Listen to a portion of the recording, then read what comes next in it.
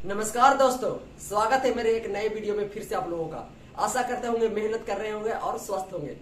तो आज हम इस वीडियो में बात करने वाले हैं ईबीसी और ओबीसी में डिफरेंस क्या होता है।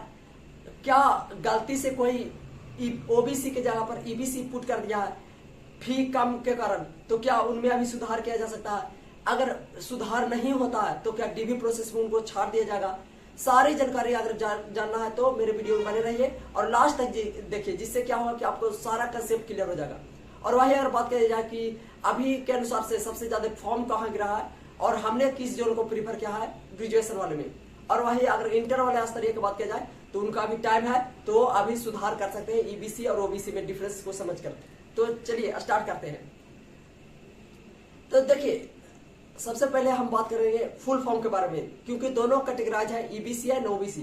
तो ईबीसी का फुल फॉर्म होता है इकोनॉमिकली बैकवर्ड क्लासेस, मतलब कि आर्थिक रूप से कमजोर होते हैं। जैसे ईडब्ल्यूएस क्यों निकाला गया, क्योंकि ईडब्ल्यूएस जनरल कैटेगरी से ही डिवाइड किया गया, लेकिन उसको क्या बांटा गया कि आर्थिक रूप से पिछड़े हुए को ईडब्ल्यूएस के रूप में रख दिया गया। उसी प्रकार से ईबीसी और ओबीसी में, ईबीसी होता है जो स्टेट स्तर पर होता है। जैसे स्टेट स्तर पर ईबीसी होता है BC1 और BC2, और सेंट्रल स्तर पर वही आते हैं तो आ जाते हैं ओबीसी में।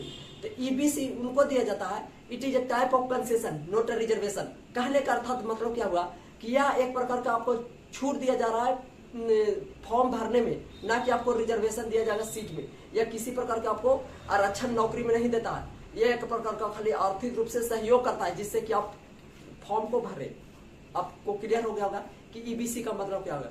और वही अगर बात किया जाए ओबीसी, ओबीसी भी दो टाइप के होते हैं, पहला क्रीमिलियर और दूसरा नॉन क्रीमिलियर। क्रीमिलियर कहने का अर्थात क्या मतलब होता है कि जिनका मासिक आय नहीं ईयरली आय 8 लाख से अधिक होना चाहिए, मतलब 8 लाख से अधिक जिनका ईयरली इनकम है, सालाना इनकम 8 लाख से अधिक है, तो वो क्रीमिलियर के अंतर्गत आते हैं। क्रीमिलियर कहने का मतलब कि वो किसी प्रकार से छूट, उनको रिजर्वेशन जॉब में नहीं दिया जाएगा। ओबीसी को आप लोग को पता होगा कि 27% आरक्षण दिया जाता है सेंट्रल सरकार के द्वारा, और स्टेट के द्वारा भी 27% आरक्षण दिया जाता है। और वही बात कही जाए नॉन क्रीमिलियर, जिनका मासिक ईयरली इनकम 8 लाख से अधिक कम हो, तो वो ओबीसी नॉन क्रीमिलियर बना सकते हैं, जिससे कि आपको जॉब में आप यूआर का सीट तो आपके पास सभी के लिए एलिजिबल होता है, चाहे वो एससी हो, एसटी हो, या जनरल कैटेगरी तो ऑलरेडी जनरल में जाएंगे, और ईडब्ल्यूएस मतलब कि आप कट ऑफ क्लियर करते हैं यूआर का तो आप यूआर में जाएंगे। अदरवाइज आपके पास अगर ओबीसी सर्टिफिकेट है नॉन क्रीमिलियर का, तो आप आरक्षण से भी आप अपने सीट को प्राप्त कर सकते हैं, तो आपके लिए बेनिफिट है। तो अब समझते हैं कि जैसे अगर बात किया जाए फॉर्म भरते समय क्या होता है कि ओबीसी जनरल कैटेगरी और ईडब्ल्यूएस का फॉर्म भरने में फी लगता है 500। वही अगर बात किया जाए पीडब्ल्यूडी कैंडिडेट, एक सर्विसमैन, ट्रांसजेंडर, फीमेल और ईबीसी इकोनॉमिकली बैकवर्ड क्लासेस का लगता है फॉर्म भरने में 250 रुपीज। तो आपको यह सबसे पहले समझना चाहिए कि ईबीसी बनता किनका है।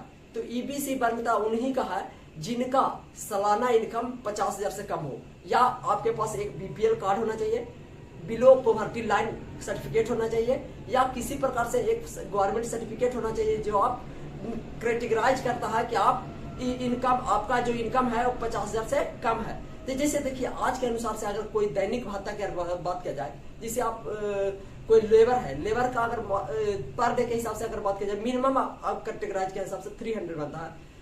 अगर वो डेली के हिसाब से मान के चलिए 25 दिन 5 दिन उनका रेस्ट तो ऐसे नहीं होता, लेबर क्लासेस का क्या ही रेस्ट होगा, तो 30 दिन का तो आपका बनता है पर मंथ। अगर बात किया जाए तो 15,000 तक बन जाएगा, 15,000 तक बन जाएगा, यानी 12,000 तक मान के चलिए कि आपका 12,000 तक बनता है आपका मासिक। और वही अगर बात किया जाए तो सालाना कितना होगा, तो देखिए सालाना अगर आप लोग जोड़िएगा, सालाना भी आप लोग जोड़िएगा तो 12 महीना होता है, एक महीना में आपका 12,000 बन रहा है। 12 कितना होता है, 12 का स्क्वायर कितना होता है बताइए, 144। तो बताइए 1,44,000 ऑलरेडी हो गया। तो आप लोग जो सोच समझ के अपना सर्टिफिकेट बनाइए, अदरवाइज क्या होगा कि आप लोग फी को कम करने के चक्कर में आपका जो डीवी प्रोसेस होगा उसमें आप लोग अपना कॉम्प्लिकेटेड बढ़ा देंगे। तो इसलिए आप लोग आपके पास बीपीएल सर्टिफिकेट है तो आप लोग इजिली बना सकते हैं, कोई दिक्कत नहीं है। तो अब हम जानेंगे कि अगर मान के चलिए कि आप सर्टिफिकेट तो बना लिए कि आपका ईबीसी सर्टिफिकेट बनता कहाँ से है, तो यह रिवेन्यू ऑफिसर, मतलब कहने का अर्थात मतलब क्या होता है कि ब्लॉक स्तर पर एक रेवेन्यू राजस्व अधिकारी होते हैं जो सबसे बीपीएससी रैंक का यानी पीसीएस रैंक का सबसे लो जो अधिकारी होते हैं वो होते हैं राजस्व अधिकारी। तो सबसे पहले जो भी सर्टिफिकेट बनता है, वो चाहे कास्ट सर्टिफिकेट हो, रेसिडेंशियल सर्टिफिकेट हो या इनकम सर्टिफिकेट हो, सारा को कंपाइल करके एक ईबीसी सर्टिफिकेट बनाया जाता है। तो वो कहाँ से बनता है? तो वो रेवेन्यू ऑफिसर से। आप अगर रेवेन्यू ऑफिसर से बना लिए तो उसका रिन्यूअल आप कहां से कर सकते हैं? सब डिविजनल ऑफिसर से। फिर उसका रिन्यूअल कहां कर सकते हैं? तो डिविजनल ऑफिसर से। ये इस प्रकार से आपका रिन्यूअल होता है। तो सबसे पहले आपका मिनिमम कहां से होना सर्टिफिकेट बनना चाहिए? तो रेवेन्यू ऑफिसर तक बना होना चाहिए, अदरवाइज नॉट वैलिड होगा। तो अब आप बात कर देंगे कि अगर वो गलती से फॉर्म में फिल कर दिए हैं ओबीसी, क्योंकि उनका मासिक आय कम से कम 2 लाख 3 लाख है, मासिक ईयरली इनकम 2 लाख 3 लाख है, बट वो गलती से क्या किए गए, फॉर्म 250 के कारण वो गलती से क्या कर दिए, ईबीसी भर दिए। तो आपको क्या करना है कि अभी बीए वाला की अगर बात किया जाए तो मॉडिफिकेशन डेट 23 to 30 अक्टूबर रखा गया। तो आप लोग अभी मॉडिफिकेशन भी कर सकते हैं, कोई प्रॉब्लम नहीं। अगर आप लोग इससे भी चूक जाते हैं, अगर वीडियो मेरा बाद में आप लोग देख रहे हैं तो आप लोग को घर बढ़ाना ही नहीं है, कोई दिक्कत नहीं होगा। लेकिन आपको यह काम करना पड़ेगा कि जब डीवी आपको कराना जाना पड़ेगा तो आपको ड्राफ्ट के रूप में रेलवे को आप जो 250 रुपए पे किए हैं, रेलवे कहता है कि हमको 500 पे कीजिए, तो आपको क्या करना पड़ेगा, 250 रुपए का रेलवे जाके स्टेशन पर ड्राफ्ट बनाना पड़ेगा और आपको सबमिट करना पड़ेगा कैश ऑफिस में। जिसे कैश ऑफिस आप कहां सबमिट कर सकते हैं? तो railway booking office, booking ticket booking, unreserved ticket booking जहां होता है, आप लोग वहां ड्राफ्ट के रूप में 250 रुपया रेलवे को जमा कीजिए। जिससे क्या होगा कि आपने उनका जो 500 रुपया चाहिए था वो पूरा हो गया। तो आपको ये, और साथ ही साथ रेलवे ये भी देता है आप लोगों को कि अगर आप प्री एग्जाम दे देते हैं तो आपका 250 रुपया क्या होता है, रिफंड हो जाता है।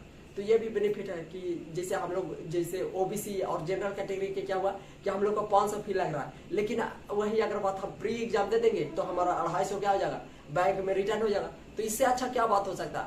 तो आप लोग जो भी फॉर्म भरे हैं तो अपना जो डिटेल होता है, जैसे मैट्रिक का सर्टिफिकेट हो गया, डेट ऑफ बर्थ हो गया, माता का नाम हो गया, पिता का नाम हो गया, सब 10th के अकॉर्डिंग होना चाहिए। यानी क्लास 10th में जो सर्टिफिकेट में लिखा गया है उसी के अकॉर्डिंग सारा डॉक्यूमेंट होना चाहिए, उसमें कोई भी डिफरेंस नहीं होना चाहिए। आधार कार्ड भी बहुत ही मैंडेटरी है, तो आप लोग आधार कार्ड भी जरूर करेक्ट रखें जिससे कि डीवी में आपको कोई परेशानी ना हो।